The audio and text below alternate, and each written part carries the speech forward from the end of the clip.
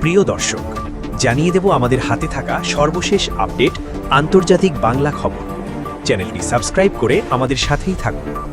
হিজবুল্লাহর 200 metre দীর্ঘ সুড়ঙ্গ ধ্বংসের দাবি ইসরায়েলের। দক্ষিণ লেবাননে হিজবুল্লাহ নির্মিত একটি বড় ভূগর্ভস্থ সুড়ঙ্গ ধ্বংস করেছে ইসরায়েলি সেনাবাহিনী। এমনটাই দাবি করেছেন দেশটির প্রধানমন্ত্রী বেঞ্জামিন নেতানিয়াহু ও প্রতিরক্ষামন্ত্রী ইসরায়েল কাটস। বার্তা সংস্থা এএফপির তথ্য অনুযায়ী যৌথ এক বিবৃতিতে ইসরায়েলের প্রধানমন্ত্রী ও প্রতিরক্ষামন্ত্রী বলেন, সুড়ঙ্গটির দৈর্ঘ্য ছিল 200 মিটারেরও বেশি এবং এটি মাটির প্রায় 25 মিটারেরও বেশি গভীরে নির্মিত হয়েছিল। সেখানে শত শত অস্ত্র মজুদ ছিল। এছাড়াও এতে ইসরায়েল ও দেশটির বেসামরিক নাগরিকদের লক্ষ্য করে হামলা চালানোর জন্য একাধিক ক্ষেপণাস্ত্র উৎক্ষেপণ কেন্দ্রও ছিল বলে দাবি করা হয়েছে বিবৃতিতে।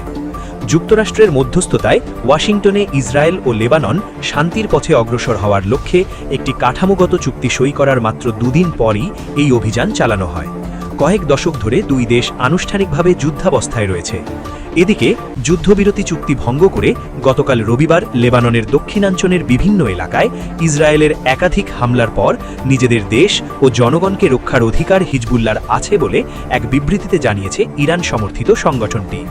হিজবুল্লাহর দাবি, ইসরায়েল যুদ্ধবিমান দক্ষিণাঞ্চলের নাবাতিয়েহ শহর এবং পাশের মাইফাদুন শহরের আবাসিক ভবনগুলোতে হামলা করেছে। এছাড়া ইসরায়েলি ড্রোন ফ্রাউন শহর ও বিন্ত জবেহ জেলার খোলা এলাকায় হামলা চালায়। একই সঙ্গে তাইবে ও হাদ্দাথা এলাকার আবাসিক ভবন লক্ষ্য করে বিস্ফোরণ ঘটানো হয়। এক বিবৃতিতে হিজবুল্লাহ বলেছে, আমরা যুদ্ধবিরতির চুক্তির এসব ভঙ্গের ঘটনা নিবিড়ভাবে পর্যবেক্ষণ করছি। মাতৃভূমি ও জনগণকে রক্ষার অধিকার আমাদের আছে। সূত্র দ্য ডন। এদিকে শেষ হচ্ছে কি হরমুজ সংকট? হামলা বন্ধে একমত যুক্তরাষ্ট্র ও ইরান। হরমুজ প্রণালী ইস্যুতে উত্তেজনা প্রশমনে নীতিগতভাবে একমত হয়েছে যুক্তরাষ্ট্র ও ইরান। এ লক্ষ্যে আগামীকাল মঙ্গলবার কাতারের দোহায় দুই দেশের প্রতিনিধিদের বৈঠক হওয়ার কথা রয়েছে। হরমুজ প্রণালী ঘিরে বিরোধ নিরসনই হবে ওই বৈঠকের প্রধান আলোচ্য বিষয়। মার্কিন প্রশাসনের এক কর্মকর্তার বরাতে সংবাদ মাধ্যম অ্যাক্সিওস জানিয়েছে, কৌশলগতভাবে অত্যন্ত গুরুত্বপূর্ণ হরমুজ প্রণালীকে কেন্দ্র করে সামরিক হামলা বন্ধ রাখতে সম্মত হয়েছে ওয়াশিংটন ও তেহরান। প্রতিবেদনে বলা হয়েছে, ওয়াশিংটন সব ধরনের সামরিক অভিযান স্থগিত রাখার সিদ্ধান্ত নিয়েছে। তবে এ বিষয়ে এখনো পর্যন্ত কোনো পক্ষই আনুষ্ঠানিক ঘোষণা দেয়নি। অ্যাক্সিওসের প্রতিবেদনে আরও বলা হয়েছে, যুদ্ধ পরবর্তী স্বাক্ষরিত সমঝোতা স্মারকে হরমুজের নিরাপত্তা ও নৌযান চলাচল বিষয়ে ভিন্ন ব্যাখ্যার কারণে নতুন করে উত্তেজনার সৃষ্টি হয়। এদিকে সাম্প্রতিক মার্কিন হামলার পর যুক্তরাষ্ট্রের সঙ্গে নির্ধারিত কারিগরি পর্যায়ের আলোচনা থেকে সরে দাঁড়িয়েছে ইরান। দেশটির সর্বোচ্চ নেতার কার্যালয়ের এক কর্মকর্তা রাষ্ট্রীয় টেলিভিশনকে জানান, যুক্তরাষ্ট্রের হামলা এবং সমঝোতার শর্ত বাস্তবায়ন না হওয়ায় রোববারের বৈঠকে অংশ নেয়নি তেহরান। সমঝোতায় যাওয়া প্রতিশ্রুতি বাস্তবায়ন না হওয়া পর্যন্ত আলোচনায় অগ্রগতি সম্ভব নয় বলেও দাবি করেন তিনি।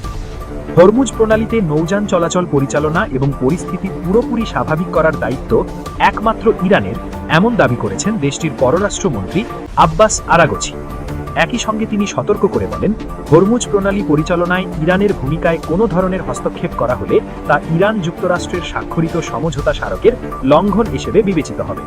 অন্যদিকে যুক্তরাষ্ট্র ও ইসরায়েলের নেতাদের বিরুদ্ধে শিশু হত্যা, যুদ্ধকর্ম এবং আগ্রাসনের অভিযোগ এনে তাদের বিচারের দাবি জানিয়েছেন ইরানের সর্বোচ্চ নেতা মোজতবা আলী খামেনি।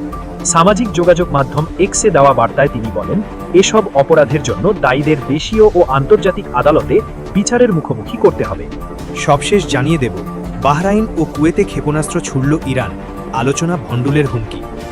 যুক্তরাষ্ট্রের বিমান হামলার জবাবে বাহরাইন ও কুয়েতে নতুন করে ক্ষেপণাস্ত্র ও ড্রোন হামলা চালিয়েছে ইরান। গতকাল রবিবারের এই হামলার লক্ষ্যবস্তু ছিল কুয়েত ও বাহরাইনের মার্কিন ঘাঁটি। কুয়েত তাদের আকাশ সীমায় 2টি ক্ষেপণাস্ত্র প্রতিহত করেছে, তবে বাহরাইনে আন্তর্জাতিক বিমানবন্দরের কাছে একটি আবাসিক ভবন ক্ষতিগ্রস্ত হয়েছে। এই হামলার পর তেহরান স্পষ্ট জানিয়ে দিয়েছে, ওয়াশিংটন হামলা বন্ধ না করলে আগামী মঙ্গলবার থেকে শুরু হতে যাওয়া শান্তি আলোচনা সম্পূর্ণ বন্ধ হয়ে যাবে।